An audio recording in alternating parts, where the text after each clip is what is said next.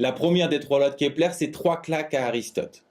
Kepler nous dit d'abord que les planètes ne tournent pas autour de la Terre mais du Soleil, première claque.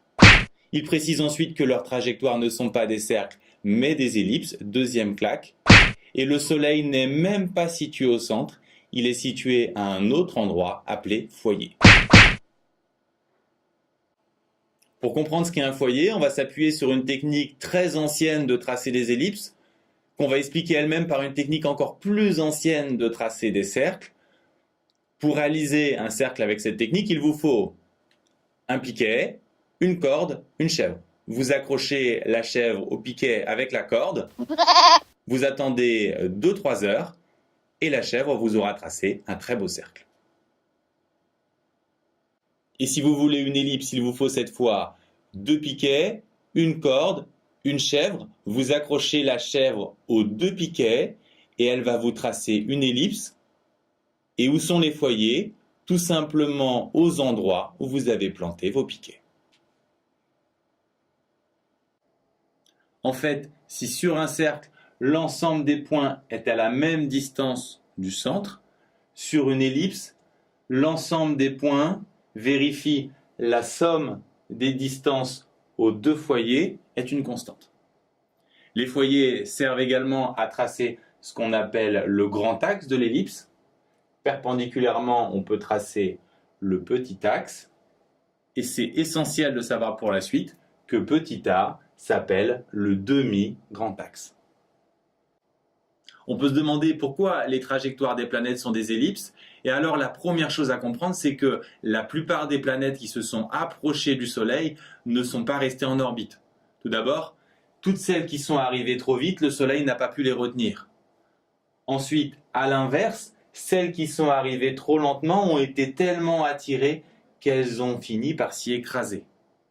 Donc finalement, celles qui sont restées en orbite et qui ont une trajectoire elliptique sont celles qui sont arrivées avec une bonne vitesse, ni trop grande ni trop petite, et pas non plus directement vers le Soleil. Si une planète arrive à bonne vitesse, elle est attirée vers le Soleil, qui va la dévier, et puisque le Soleil tire dans la même direction que la vitesse, elle va être accélérée. Elle va aller de plus en plus vite, mais par contre, quand la planète va commencer à s'éloigner, le Soleil va la tirer en arrière, et donc elle va aller de moins en moins vite. Par conséquent, l'endroit où la planète ira le moins vite est l'endroit le plus éloigné du Soleil, et l'endroit où elle va le plus vite est l'endroit le plus proche du Soleil. Ce qu'a découvert Kepler, mais par contre sans s'appuyer sur la gravitation, qui a été découvert par Newton un peu plus tard. Kepler, lui, expliquait les changements de la vitesse de la planète avec sa deuxième loi, aussi appelée loi des airs. Il avait constaté que quel que soit l'endroit où se trouve au départ la planète, si on laisse s'écouler une même durée, l'air balayé par la planète sera constante. Ce qui signifie que si la planète est proche du Soleil, pour balayer cet air, elle doit faire une grande distance, et donc elle va vite, alors que si elle est loin du Soleil, pour balayer cette surface, elle doit faire une petite distance, autrement dit, elle va plus lentement. C'est la conséquence de la loi des airs que vous devez connaître. La troisième loi de Kepler est beaucoup plus surprenante. Rappelez-vous, Kepler cherchait à démontrer que les trajectoires des planètes s'inscrivaient dans les polyèdres réguliers de Platon. C'était une technique de recherche à la Christophe Colomb. Je cherche la route des Indes et je bute sur l'Amérique. La piste prometteuse ici, c'était le cube. Si j'inscris mon ellipse à l'intérieur d'un cube, puisque le grand axe fait 2A, le volume du cube fait 8A cube, et il y a quelque chose d'intéressant à découvrir avec le A cube.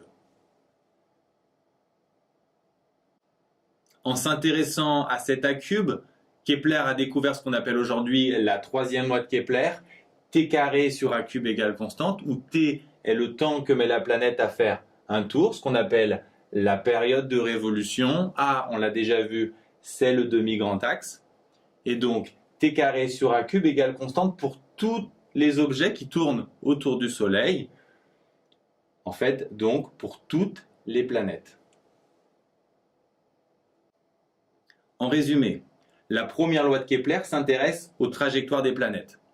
Elles tournent autour du Soleil, ces trajectoires sont des ellipses et le Soleil occupe un des foyers. La deuxième loi de Kepler, ou loi des airs, nous dit que pour une même durée, l'air balayé par une planète est constante. Et une conséquence à connaître absolument, plus une planète est proche du Soleil, plus elle va vite. Enfin, la troisième loi de Kepler, T carré sur A cube égale constante, c'est celle qu'on va étudier le plus dans la fin du chapitre. On va d'abord la démontrer, puis voir une application, les satellites géostationnaires.